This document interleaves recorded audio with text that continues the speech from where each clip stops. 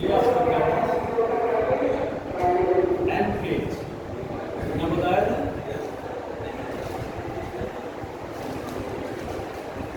Interphase में आपको दो फेज बताई थी। दो फेज को आपको क्या कहते हैं? युवावस्था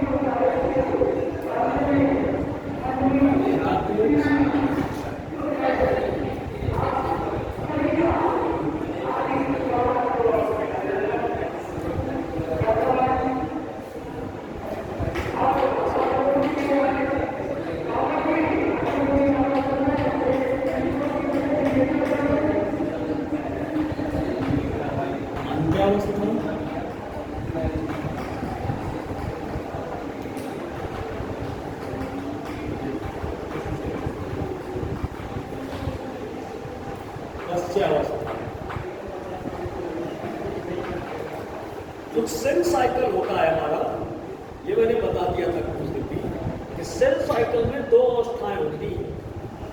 एक आपके इंटरफेज अंतरावस्था,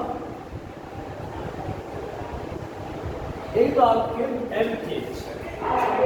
इंटरफेज के बारे में हमने डिस्कस कर लिया था। अगर और बता दें तो ये क्या कहलाता है? पूर्व संश्लेषण,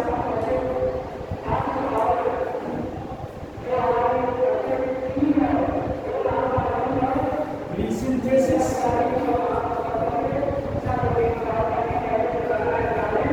ये आपका डीएनए का रेप्लिकेशन,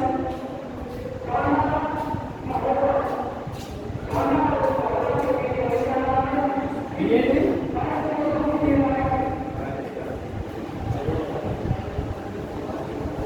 प्रतिकृतिकरण, डीएनए आपका इसमें कह सकते हैं प्री सिंथेसिस, पोस्ट सिंथेसिस।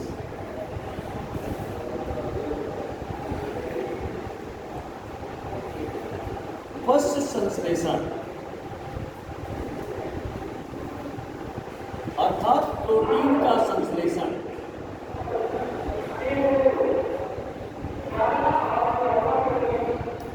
क्या रहता है? प्रोटीन का संश्लेषण। इतनी बात हमने बताई थी कि कैसे होता है। आप लोग नहीं आए ना, टॉपिक बहुत अच्छा चल रहा था, तो समझाया भी था, आया तो समझ में, तो अच्छी बात है तो आ गए। क्योंकि ये टॉपिक जब तक बायोलॉजी रहेगा तब तक ये टॉपिक जिंदाबाद रहेगा। जिसको भी सेल साइकिल सेल डिवीजन नहीं आया, बायोलॉजी नहीं आया, जेनेटिक्स नहीं आया, बायोलॉजी नहीं आया। अनुवांशिकी और सेल कोश का, चक्र कोश का विभाजन मोस्ट इम्पोर्टेंट टॉपिक है। बाकी फिजियोलॉजी तो सब टीचर पढ़ाते हैं, पादप कार्यकी और मानव कार्यकी या जन्म कार्यकी सब टीचर पढ़ा लेते हैं। लेकिन इन दो टॉपिक्स को पढ़ाना बहुत काफ़ी कॉस्टली है, महंगा भी है, समझ में नहीं आता। तो इसमें क्या मैंने बताया था, देखिए इसमें एक चित्र मैंने करवाए थे कि एक आपका क्या रहता है, क्वेश्चन भी कराया था उस दिन।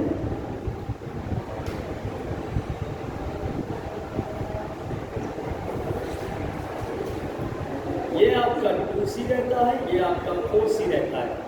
G1S G2M, मतलब गुणसूत्र की संख्या नहीं बदलेगी, गुणसूत्र जितना होगा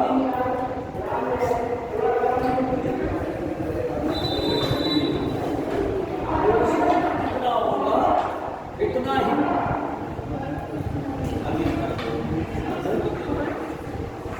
गुणसूत्र जितने होंगे उतने ही रहेंगे। लेकिन आपका अनुवांशिक पदार्थ दुगुणन होगा, प्रोटीन सिंथेसिस होगी, इसमें डीएनए का रेप्लिकेशन होगा, अब जब ये प्रोसेस हो गई थी तो सर ये क्या होता है, एम फेज या एम अवस्था क्या होती है? इंटरफेज हमारी एक तरह से कह दिया जाए आपका सिर्फ और सिर्फ क्या करती है, रेडी करती है। ये बीच बीच में आपके G0 फेज होते हैं तो रेस्टिंग फेज कहलाता है, विश्राम अवस्था कहलाता है।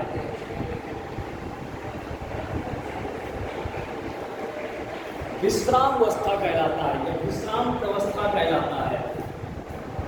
मतलब कोई भी सेल एक डिवीजन करने के बाद कुछ देर रुकती है, वो ये क्लियर करती है एक तरह से चेक पॉइंट की तरह कि पिछला कंप्लीट किया है जीन ने वर्क पिछली साइकिल की है कि दवा चलाया है न्यू साइकिल के लिए, उतना देर रुकता है। प्लस अगला वाला जो हमारा स्टेप है वो कंप्लीट है हमारे लिए, रेडी है कि बस हम उसके अंदर एंट्री कर जाएं। वो हमारा विश्राम अवस्था के समय चेक पॉइंटर होता है, वो चेक कर लेता है इधर को भी इधर को भी, दोनों तरफ को भी। हालांकि बुकों में एक जगह ये लिखा है लेकिन आपका सब जगह G0 चलता है। मतलब यहाँ भी होगा, यहाँ भी होगा, यहाँ भी होगा। ज़्यादातर आपका यहाँ क्यों रहता है, क्योंकि सेल का साइकिल जो होता है आपका कंप्लीट हो जाता है। तो M फेज, फिर आपका G1 phase, S phase, G2 phase. अब ये 2C और 4C क्या है? क्योंकि यहाँ पर डिप्लॉयड हो जाता है आपका, मतलब उस जितने ग्रुप ये आपका DNA था ये क्या करेगा,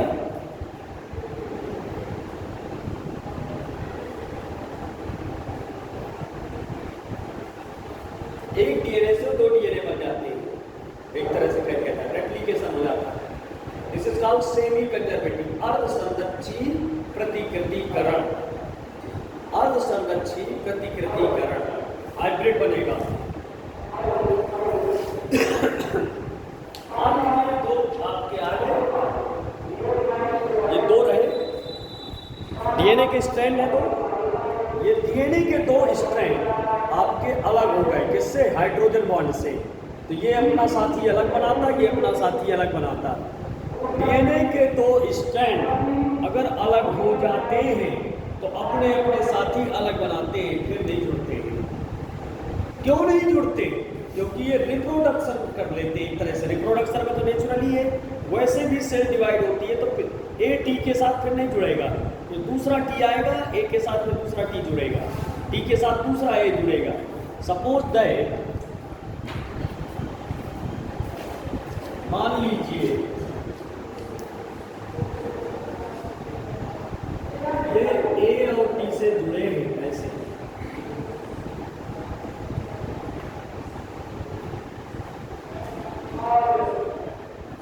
अगर ये अलग हो जाते हैं तो अगले स्टेप में ये फिर आपके अलग हो गए स्टेप, तो ये अपने अपने साथी दूसरे ढूंढते हैं।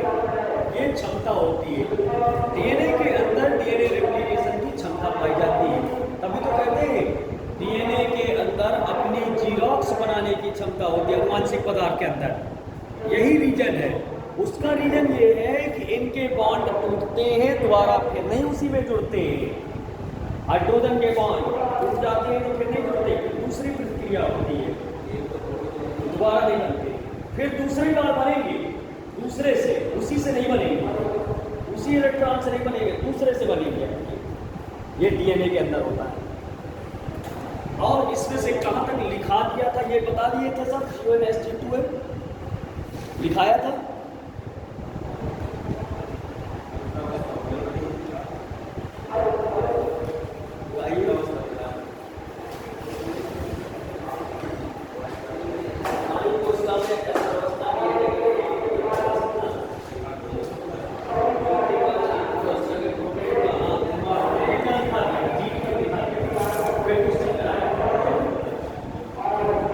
अब लिख लीजिए M अवस्था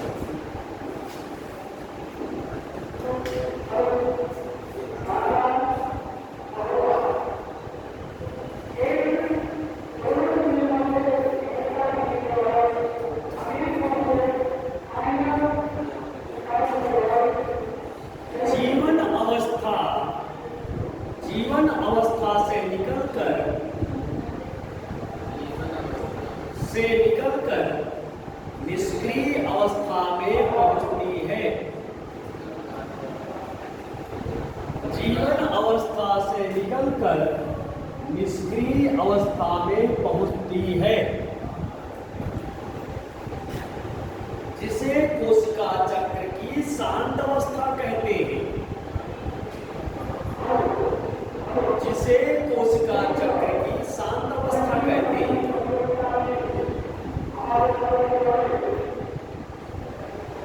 यह विभाजित नहीं होती है।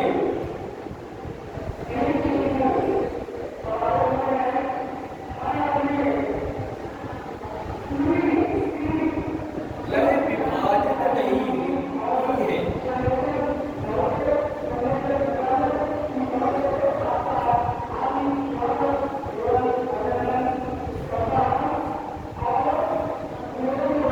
प्राणियों में केवल द्विगुणित कायिक कोशिकाएं, प्राणियों में केवल द्विगुणित कायिक कोशिकाओं में सूत्री विभाजन होता है।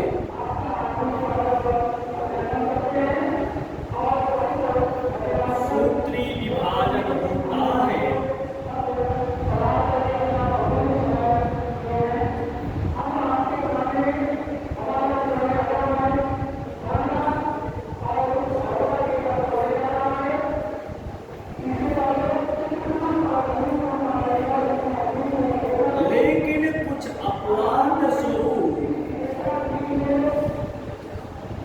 लेकिन कुछ अपवाद स्वरूप नर मधुमक्खियों में सूत्री विभाजन के द्वारा, लेकिन कुछ अपवाद स्वरूप नर मधुमक्खियों द्वारा सूत्री विभाजन से, लेकिन कुछ अपवाद स्वरूप नर मधुमक्खियों द्वारा सूत्री विभाजन से अगुणित और द्विगुणित दोनों कोशिकाएं बनती हैं।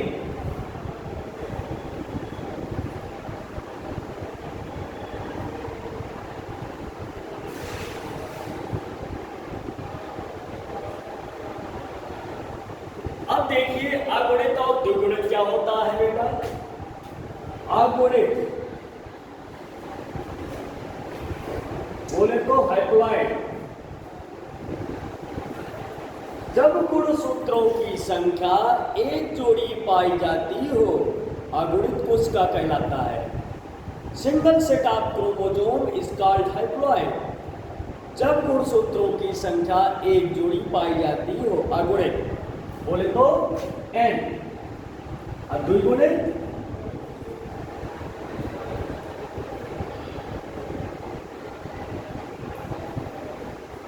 2n पाई जाती हो, आपके क्या रहेंगे, द्विगुणित रहेंगे। तो ये आपके क्या रहेंगे, 2n रहेंगे। क्लियर है? हाँ, तो द्विगुणित और अगुणित मतलब जब एक जोड़ी संख्या पाई जाए गुणसूत्र की, एक अगुणित, जब दो जोड़ी संख्या पाई जाए द्विगुणित रहेगी। क्लियर है? नहीं लिख लीजिए आप, जिसको ना मालूम हो।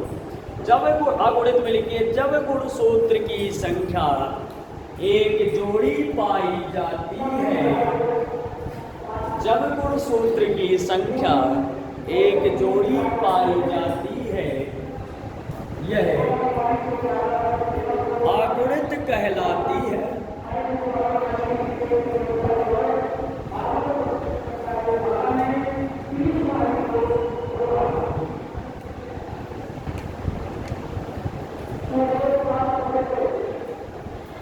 इंग्लिश में लिखिए, single set of chromosome, single set of chromosome, SET, single set of chromosome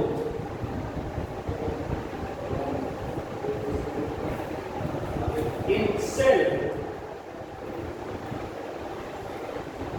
it is called haploid cell. It is called haploid cells. अब लिख लीजिए 2 बुलेट। जब कोशिका में 2 जोड़ी गुणसूत्रों की संख्या उपस्थित हो, जब कोशिका में 2 जोड़ी गुणसूत्रों की संख्या उपस्थित हो,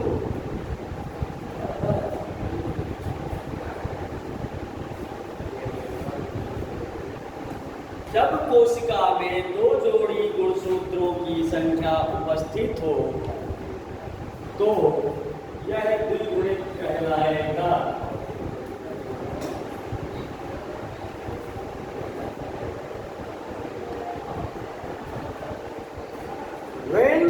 When cells are having 2 set of chromosomes, when cells are having 2 set of chromosomes, it is called diploid. When cells are having 2 set of chromosomes, it is called diploid.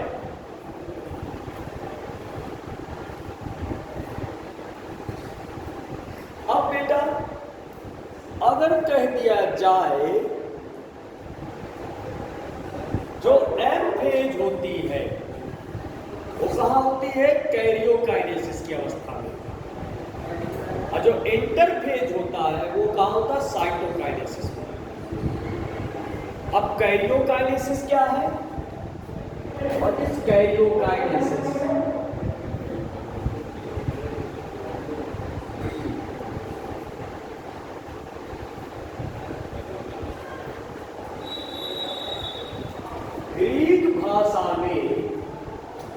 Greek भाषा में कैरियोन मीन्स होता है nucleus. कैरियोन means nucleus और kinesis means होता है division. अर्थात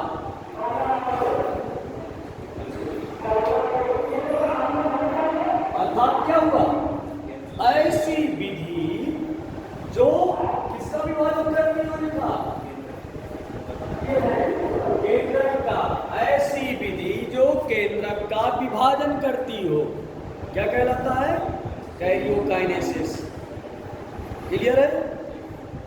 इसमें karyokinesis ये बहुत पूछे जाते हैं, इसलिए मैं थोड़ा सा बता दे रहा हूं। तो ये जो अवस्था आपकी रहती है पूरी ये वाली, ये लगभग कैरियोकाइनेसिस को फॉलो करती है। मान लीजिए प्रोकैरियोट की चर्चा हो रही हो, कैरियोकाइनेसिस इसमें से जेनेटिक मटेरियल डिवाइड हुआ है वो साइटोकाइनेसिस में। अगर यूकैरियोट है हम लोग यूकैरियोट की प्रोकैरियोट यूकैरियोट एडवांस सेल्स है। तो अब देखिए जो एम अवस्था होती है, एम फेज होती है, इसमें दिख रहा है ना? मिटा दो अब इसको, लिख लिया सर? मिटा दे।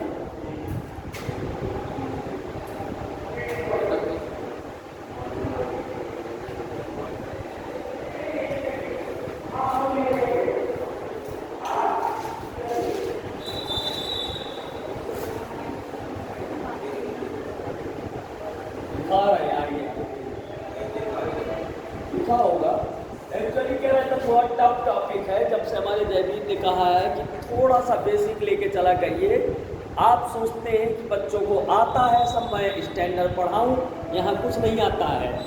आप थोड़ा सा बेसिक में रहा करिए, इसलिए पर्सनली बताया है।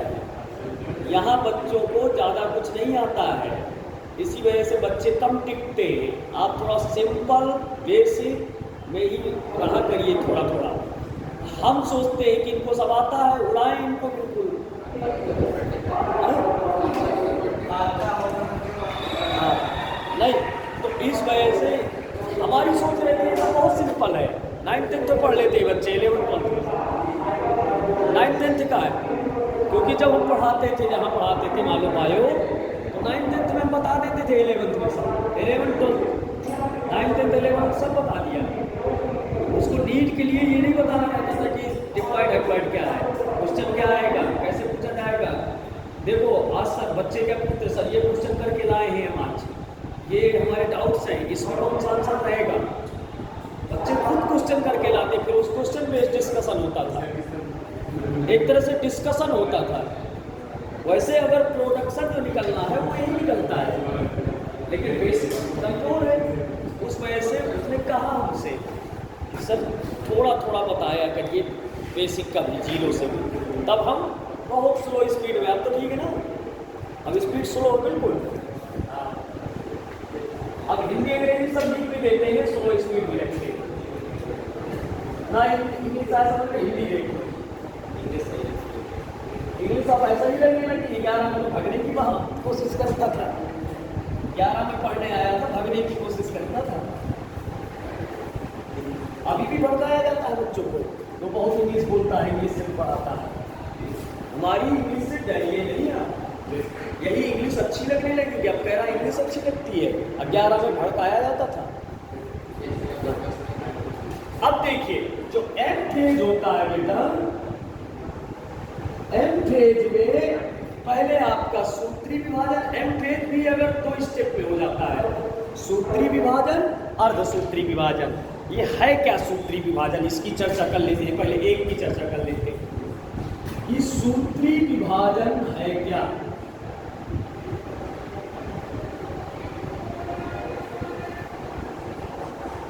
इसी को मियोटिक माइटोसिस भी बोलते हैं, इसी को माइटोसिस डिवीजन भी बोलते हैं।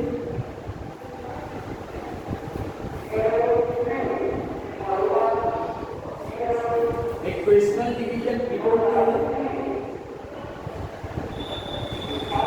कहीं लिखा होगा माइटोटिक भी लिखा होगा, क्या लिखा होगा, माइटोटिक डिवीजन भी लिखा होगा, वो भी ठीक है। सूत्री विभाजन को माइटोसिस, इक्वेशनल, माइटोटिक चलेगा।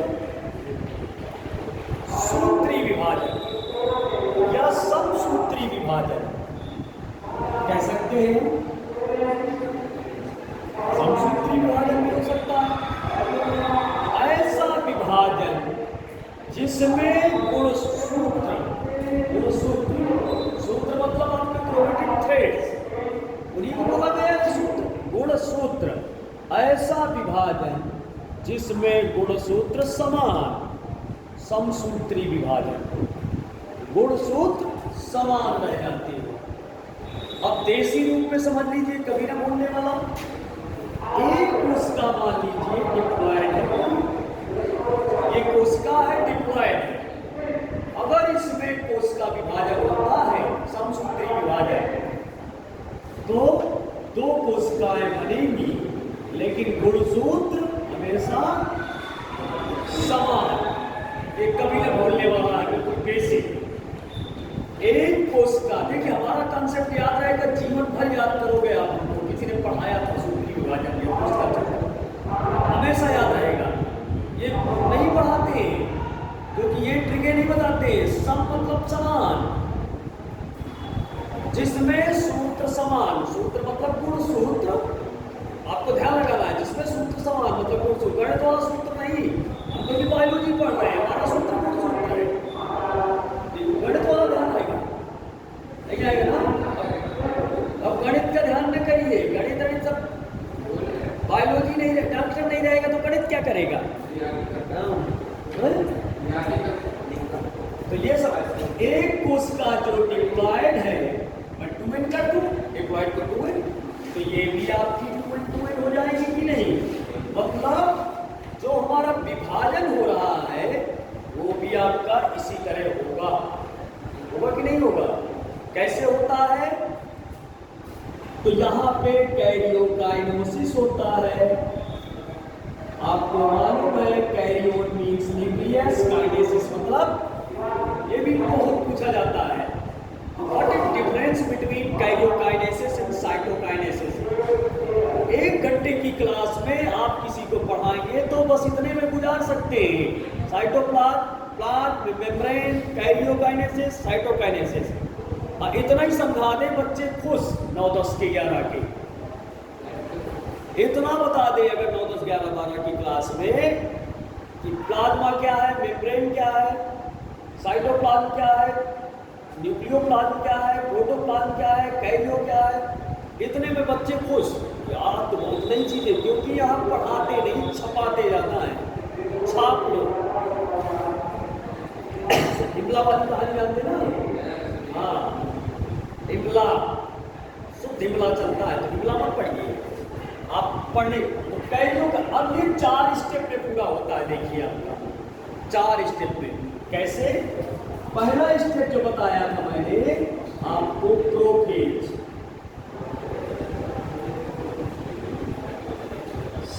प्रोफेज स्टेज, मेटाफेज स्टेज, शायद इसको पूर्व अवस्था कहते हैं या पूर्वावस्था कहते हैं।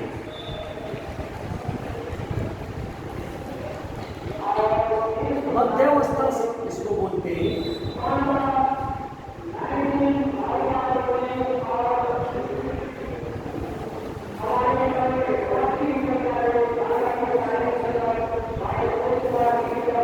पश्चावस्था बोलते हैं, पश्चात की अंत्यावस्था, अंत्यावस्था बोलते हैं।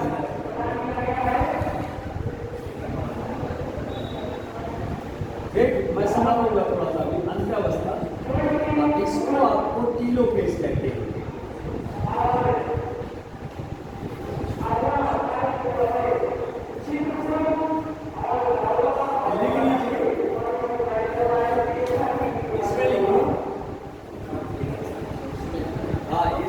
सूत्री विभाजन हेडिंग डाल दीजिए।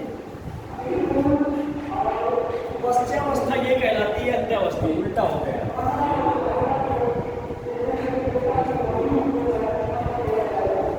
ये पश्चावस्था है, पश्चात। चलो पश्चावस्था कर देते हैं।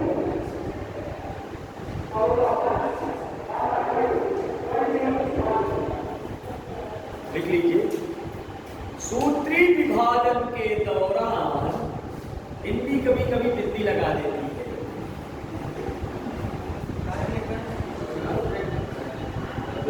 हिंदी कभी कभी बिंदी लगा देती है। मजबूरी है, हिंदी नहीं होता है। बाद में आपने हिंदी सीखा है, क्यों भाई?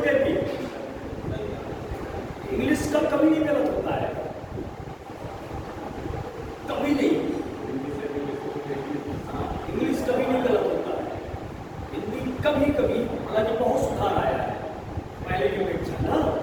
पहले तो बहुत ही लिखते थे, लड़का एक दिन आता था, दूसरे दिन भागता था। फिर वही लग रहा है वो काम पर उड़ा दे रहा है। अब तो 80% हिंदी लिखते हैं।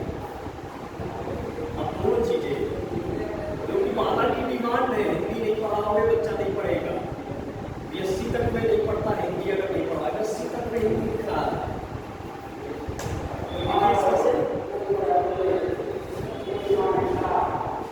सबसूत्री विभाजन में कैरियोकाइनेसिस की प्रक्रिया होती है।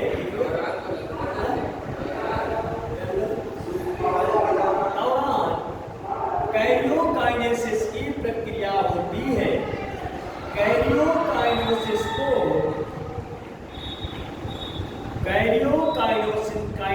को हाँ निम्न 4 भागों में विभाजित किया गया है।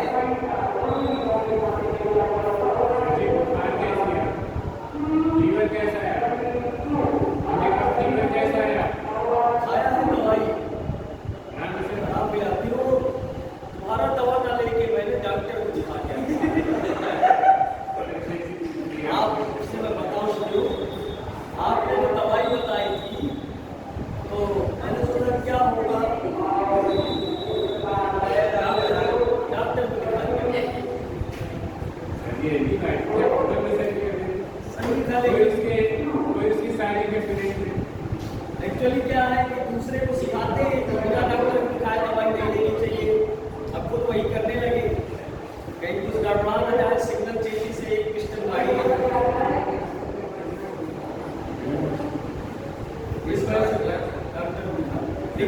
चार अवस्थाएं नाम रखेंगे।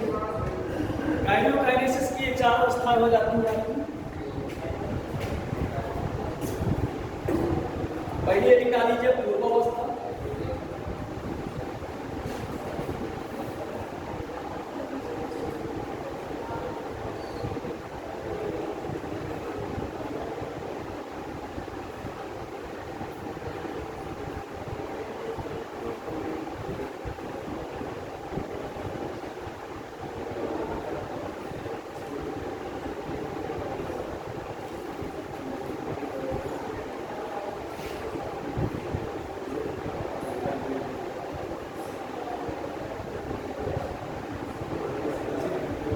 अब देखिए गुण सूत्र क्या होते हैं, ये बिता दूं, लिख लिया चारों। ये ध्यान रखिएगा, बहुत टीचर कहता है बेटा 2n क्या है क्या नहीं है। डिप्लॉयड को ये डिप्लॉयड है हमारे, ध्यान रखिएगा कैसे हम डिप्लॉयड अगर ना याद रहे तो इतना जरूर याद रखना, समसूत्री विभाजन में एक कोश का जो द्विगुणित है, क्या है ये द्विगुणित, इतना जरूर याद रखना। अगर ये ना इसके आगे याद रहे, ये चार नाम याद रखना, ये नाम याद रखना, ये एक कोश का द्विगुणित है, इन चार अवस्थाओं से गुजरकर दो कोशिकाएं बना देती है, वो भी द्विगुणित हो जाती है। बेटा माइटोसिस क्या है सर, एक कोशिका से दो कोशिकाएं बनना, कैसे द्विगुणित कोशिका से द्विगुणित कोशिकाएं बना देता है, क्यों? समसूत्री नाम है, क्यों? समाज सूत्र, विभाजन ही होता, विभाजन तो होता है लेकिन गुणसूत्र की संख्या नहीं बढ़ती है, तो इस वजह से समसूत्री कहलाता है। क्लियर है? अब देख लीजिए कैसे समसूत्री होता है। पहले निकाल लीजिए प्रोफेज स्टेज, निकालिए।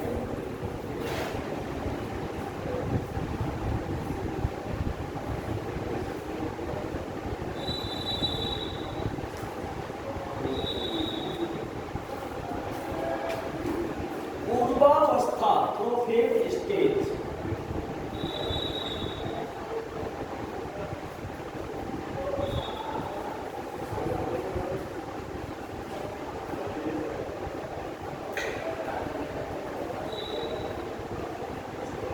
पूर्वावस्था प्रोफेज आपकी क्या है, एस और G2 अवस्था में आपका डीएनए द्विगुणित तो हो गया था, डीएनए का प्रतिकृतिकरण।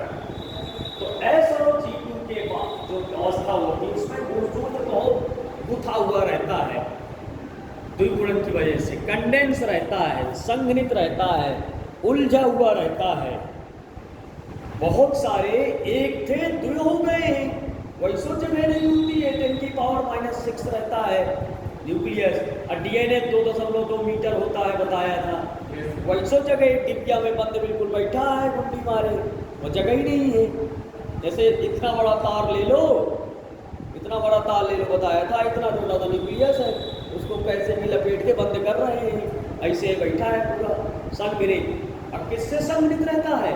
क्रोमेटिक धागों से, क्रोमेटिक थ्रेड से, उसमें से हिस्टोन प्रोटीन होती है, हिस्टोन से रहता है।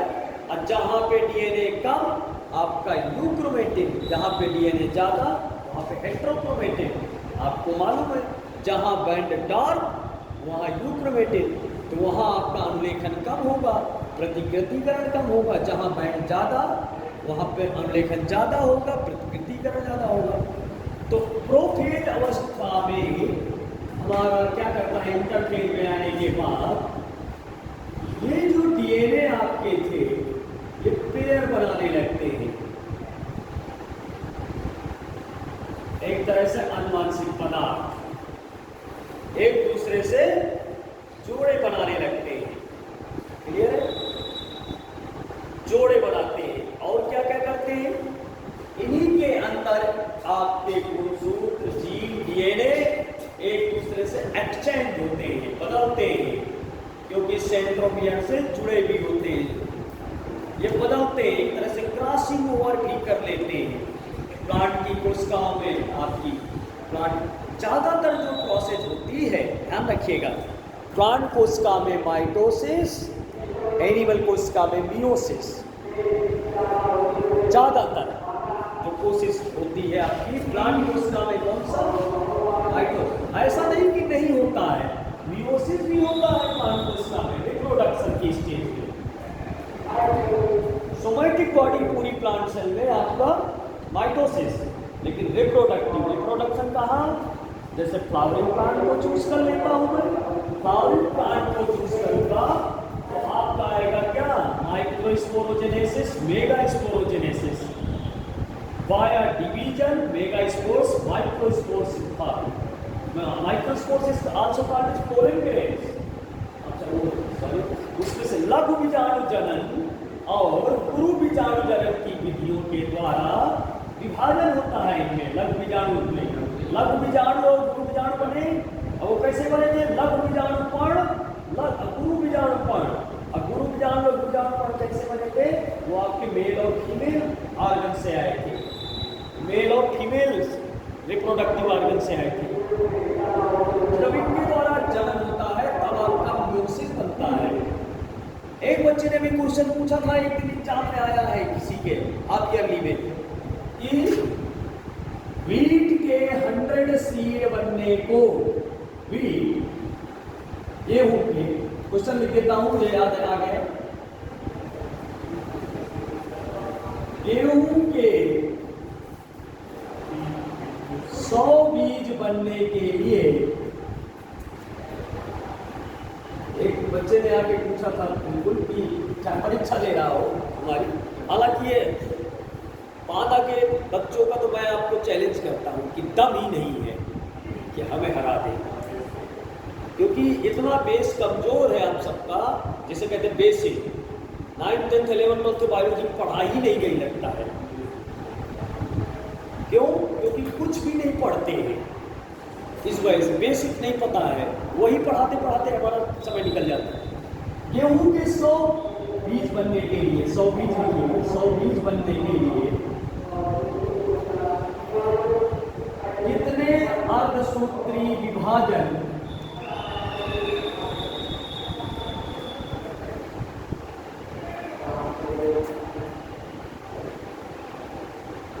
की आवश्यकता होगी, बताइए। नहीं, आप चुप रहिए, आप चुप रहिए, आप पढ़ाए हुए हैं भाई, आप लोग बताइए। मान लो नीट में आ गया क्वेश्चन, ये नीट का भी है, ऑप्शन बता देता हूं। A option 25, B option 50, C option 100, D option 125।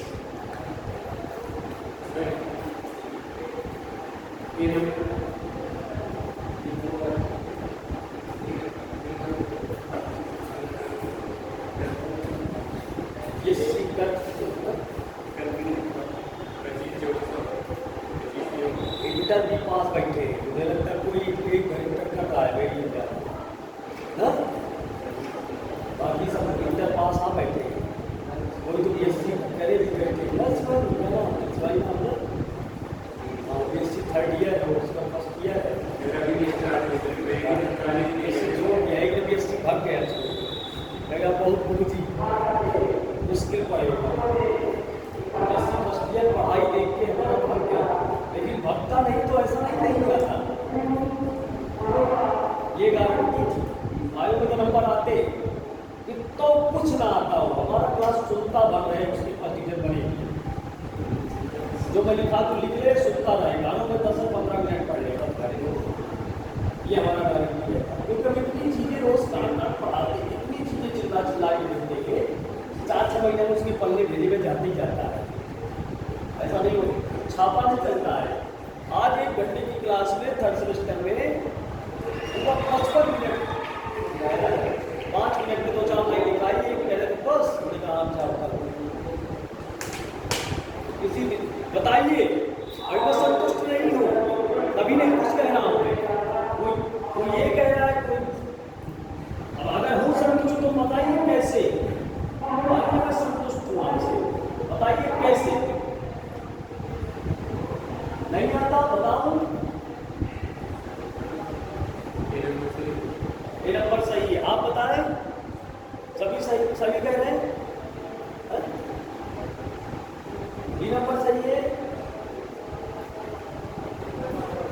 कितने अर्धसूत्री विभाजन की आवश्यकता होगी? क्वेश्चन अगर इतना सरल होता तो क्यों लिखता? क्वेश्चन इतना सरल नहीं है, आप ट्रिक जरूर लगा रहे हैं कि अर्धसूत्री से एक कोशिका से 4 कोशिका बनेगी, लेकिन पूछ रहा है बीज बनने के लिए। गूगल देखिए, अब देख लीजिए उत्तर आप इसका।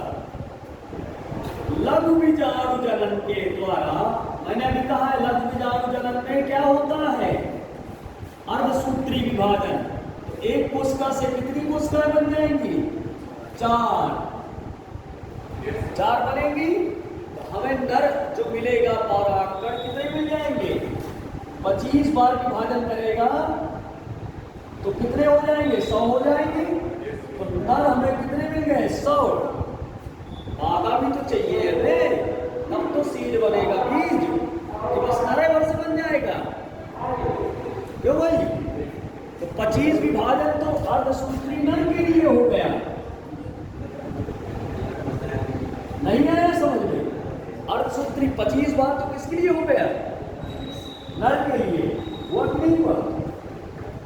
अब देखिए मादा क्या करता है पुष्पी पौधों में? गुरु बीजाणु से, गुरु बीजाणु जनन द्वारा गुरु बीजाणु बनाता है। गुरु बीजाणु जनन द्वारा, गुरु बीजाणु धानी से, किससे? गुरु बीजाणु धानी द्वारा, जिसको मेगा स्पोरजेनेसिस कहते हैं बेटा। गुरु बीजाणु जनन में एक विधि होती है, क्या? जब गुरु बीजाणु धानी से गुरु बीजाणु बनते हैं तो 4 गुरु बीजाणु बनते हैं। इसमें भी अर्धसूत्री विभाजन होता है, मैं कहता हूं।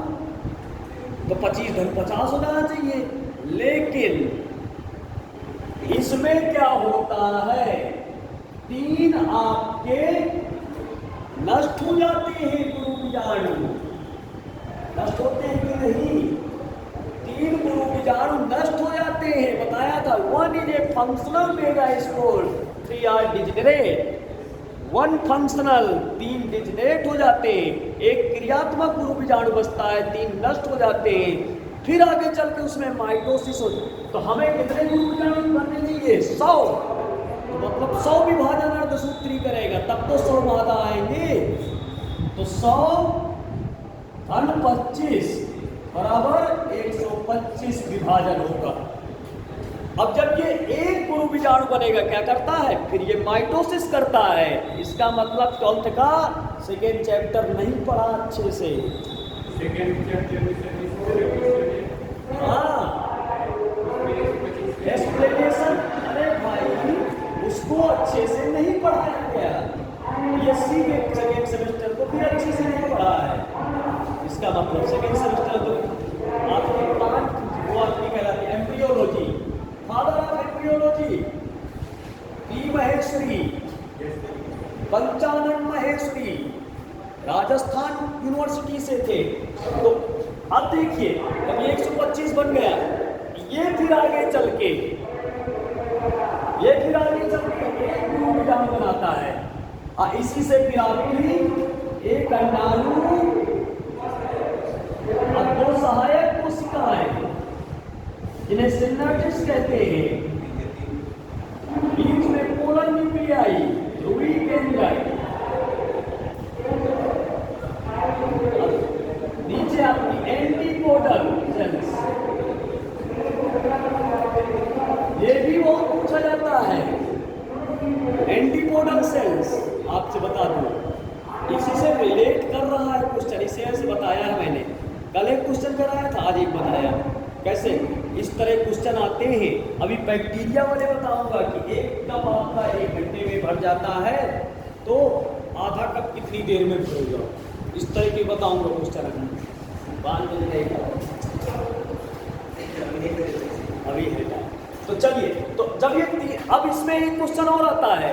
क्या आता है देखिएगा, कहता है आपका 7 कोशिकीय 8 केंद्रक,